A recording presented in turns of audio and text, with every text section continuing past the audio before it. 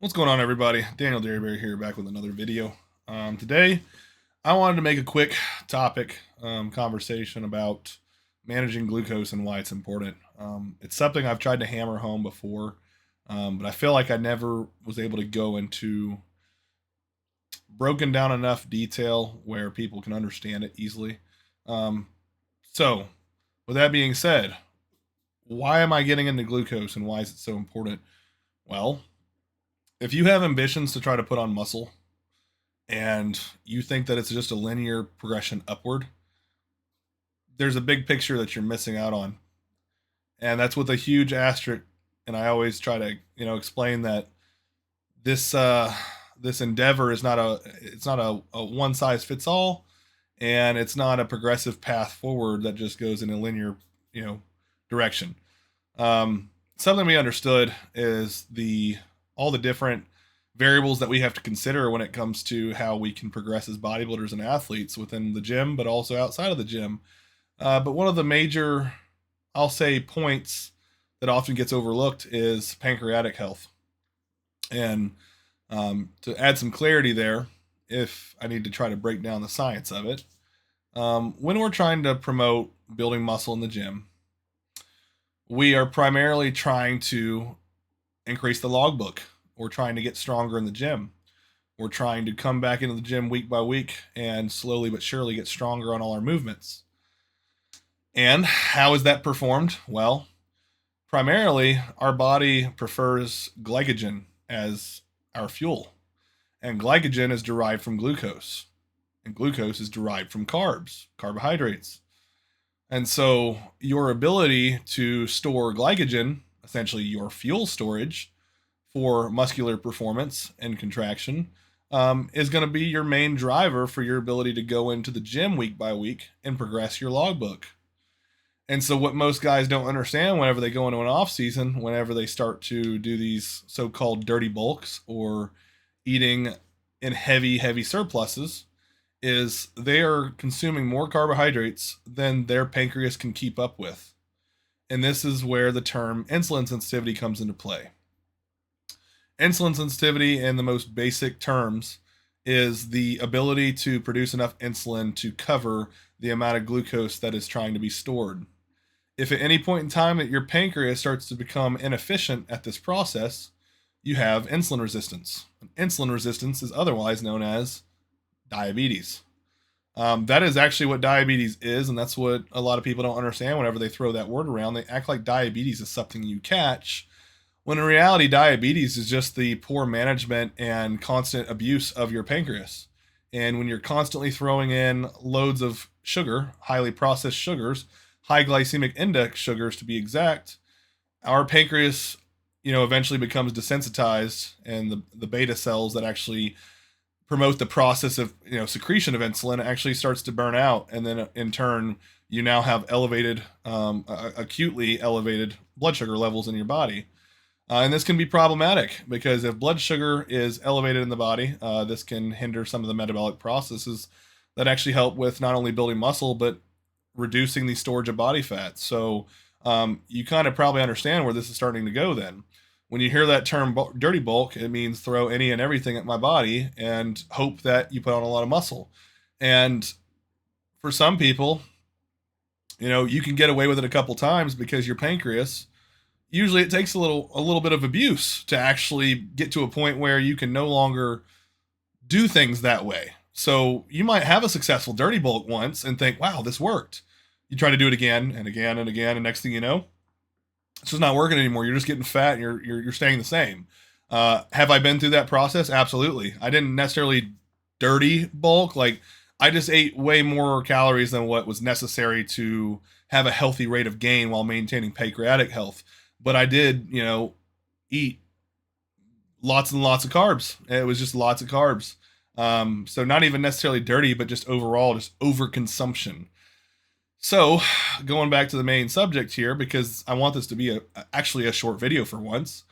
What are some things that we can do to try to manage blood glucose or pancreatic health? Well, first, understanding what you're putting in your body. If you don't know what you're putting in your body, you're not tracking calories, you're not tracking macros, you don't understand what's going in, then how are you supposed to put a we'll say a representation of X amount of carbs is probably too much for me. And then two, how do we even figure out if blood glucose is trending in a negative direction? Well, we have these really cheap and expensive items that a lot of diabetics use, and those are called blood glucometers or glucose meter. Blood glucometer is essentially just a little device that you prick your finger, you bleed out of your finger, and you put it on a test strip inside this machine, and it will measure the amount of blood sugar in your blood currently. Now, I will add some clarity here and say that these blood glucometers are only required to be within a certain range of accurate, so they usually can be up to 10 to 20 points off of the true blood sugar measurement. So if you actually have 80 milligram per deciliter blood sugar, it could read as high as 100 on a blood glucometer.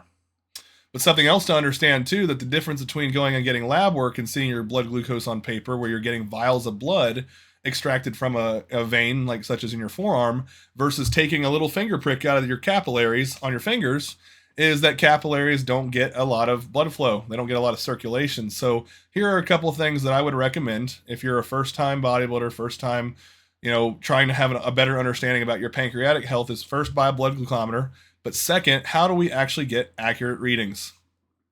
So first, I'm going to go ahead and give you a reference range of ideally where we should be operating as far as blood glucose goes in a fasted state. What does fasted mean? 8 to 12 hours of no eating, no food, just hydration. Drink plenty of water, wake up the morning of the fasted blood glucose reading, drink water, then promote some blood flow. But with that being said, this reading should be anywhere from around 75 on the low end to around 90 on the high end if you want to be in a insulin sensitive state.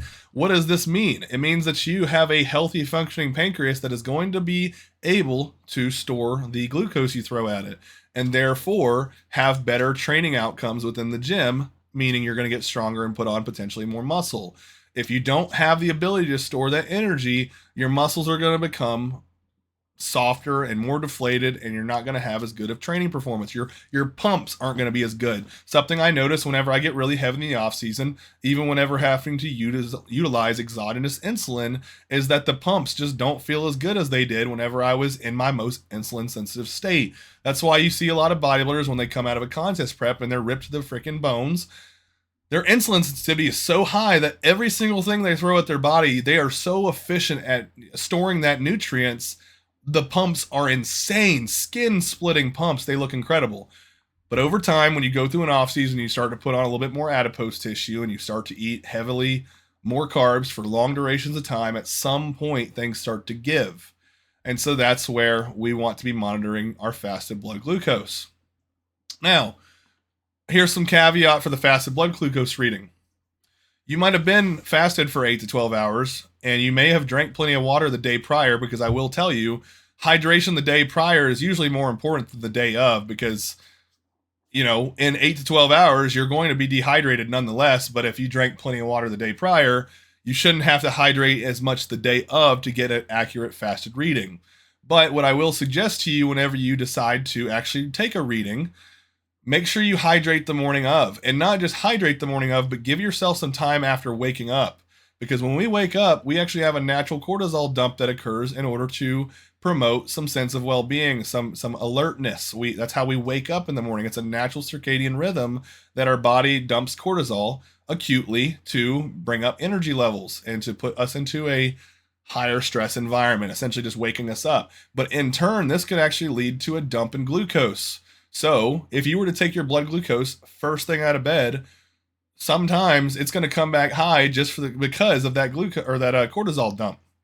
So what I'll tell a lot of people, be sure you drink plenty of water the day before, wake up, wait about an hour to an hour and a half. I know that sounds like a luxury for some people. Try to plan it on an off day from work where you have the time to linger around your house for an hour, because some people, they've got to get going, they got to get started. I get it. So have it on a day where you're off work, and drink some water the morning of. Maybe if you have a treadmill, or if you have a sidewalk that you can go walk, circulate some of that blood flow. Try to help that hydration be promoted. And then once you've done all those things, when you come back inside, one last I guess we'll say, measure we'll take to ensure that we're getting an accurate reading is, again, remember what I mentioned earlier, when we're taking a finger prick, these capillaries don't get a lot of circulation. If you're naturally really cold, a cold-bodied individual, it's very likely your hands stay pretty cold. Sometimes not so much, but if you're cold, I would highly recommend you go turn on your sink to a warm water and put your hands under the water for 15 to 30 seconds. Allow that warm water to help promote some circulation in your fingertips. Because I'm telling you, I've done it. I've tested my fingertip before and after 30 seconds to running my hand under hot water, and it dropped my blood glucose by 20 points. And so the initial result would have been, oh, I'm a little high. This is really bad. Oh, now it says that I'm perfectly fine. That's why we have to ensure accuracy whenever we're taking measurements. So I'm just trying to give you all some insight into how we can maybe be a little bit more accurate within our actual biofeedback, our tracking of our biofeedback. So yeah, those are a couple tips that you can do. And then from there, when you take your blood glucose reading, hopefully it's under 90 milligrams per deciliter. Ideally. Another thing to mention though, if the fasted reading comes back a little high, one other way that we can try to confirm some accuracy is later in the day, after you've had way more water, and maybe you're 2 to 3 hours post-meal, which would be called postprandial. It's usually taking a reading 2 to 3 hours after your last meal. Ideally, 2 to 3 hours after your last meal, after hydrating, after ensuring that your hands are warm and they've got circulation, retest it. And if it's under 100, you're probably still in a good spot. If you're 2 hours post-meal though, and I should say 2 hours with a grain of salt, make sure that 2 hours is if you did not just go and eat and sit down in this office chair for the next 2 hours. Because in some cases, I'll tell you this is where experience comes to play. If I'm in a deficit and I'm dieting for a bodybuilding show, and I go eat a meal and I sit down in this chair for 2 hours, it's very likely when I go to retest my blood sugar, it's going to come back within a good range because I'm in a deficit first off, but also my body's nutrient ability to absorb nutrients is much higher. But now I'm in an off-season setting. I'm eating 6,000 calories a day, digestion's starting to slow down, eating a lot of food volume, right? After I eat a meal, I go walk the treadmill for 10 minutes to try to promote some of that digestion. And then if I go sit down for 2 hours, then I can go back later and take a reading and see if my blood glucose is within range. But just some experience will tell you that. So if you're an individual who you ate a meal and you've been sedentary for the last 2 hours, I'd probably push it more towards 3. Go take that reading 3 hours post-meal, and if your blood sugar comes back under 100, you're probably fine. Now, the final route that we can take to get a assessment of our glucose and our insulin sensitivity is to get your HbA1c test done. This is essentially a 3-month span of a trend of how your blood glucose has been trending for months on end. If your HbA1c is within range, then we probably don't have anything to be concerned about. But typically, HbA1c, of course, takes time. I try to think of it this way: whenever your car tracks your miles per gallon, your fuel efficiency, right? Well, over time, that average becomes larger and larger because there's a feature on my car, for example. If I want to find out what my fuel efficiency is from point A to point B, I can reset the miles per gallon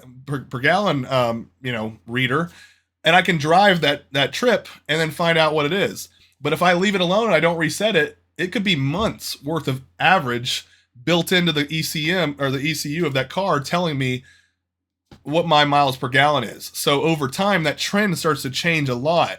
So in a 3-month span, your HbA1c might be good, but then if you spend the next 3 months eating like shit, your HbA1c points are going to go up heavily, and in turn, it could be problematic for insulin sensitivity. So just because your HbA1c on paper looks good now doesn't mean it's going to look good in 3 months if you then enable yourself to go eat like a pig in an off-season setting or a dirty bulk. So with that being said, I think I have addressed what I wanted to within this video, at least the basics of it.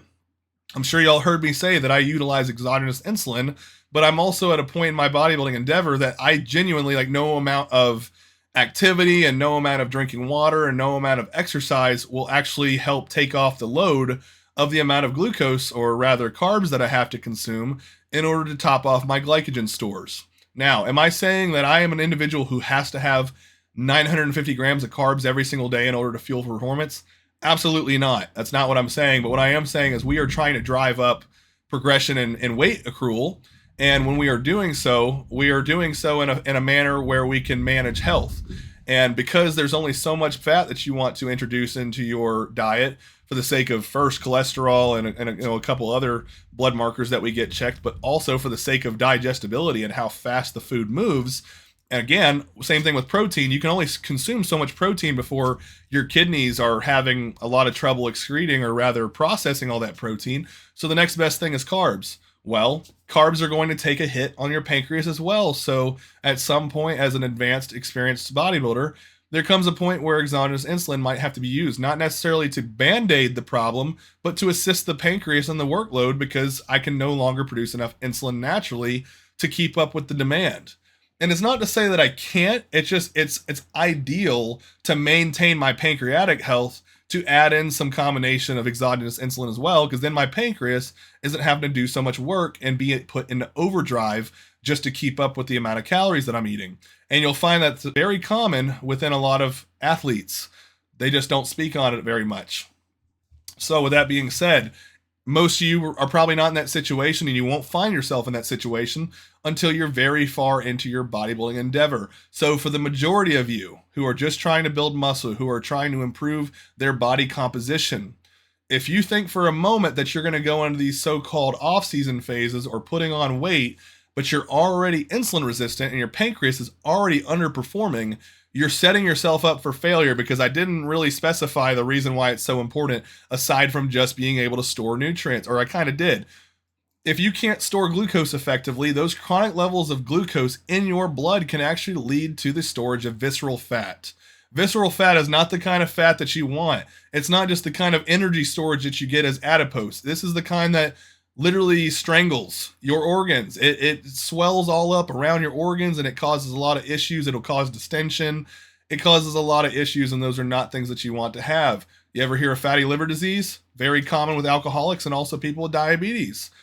Now we have these GLP-1s because it's been shown that if we utilize it in appropriate dosings, it might be able to reverse this problem. But really, it's not just the drugs themselves or the peptides themselves that are reducing this visceral fat. It's actually just the individuals not eating as much, so therefore they're losing that visceral fat over time. But it's much harder to lose visceral fat than it is to lose adipose fat.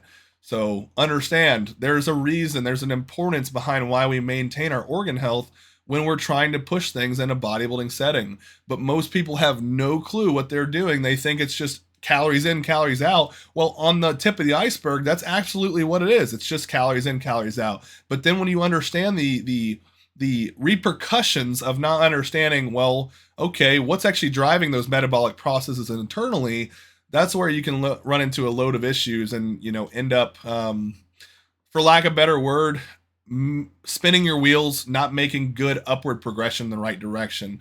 That's why it's sometimes good to have a coach in your corner to tell you when to pull things back and to push things forward.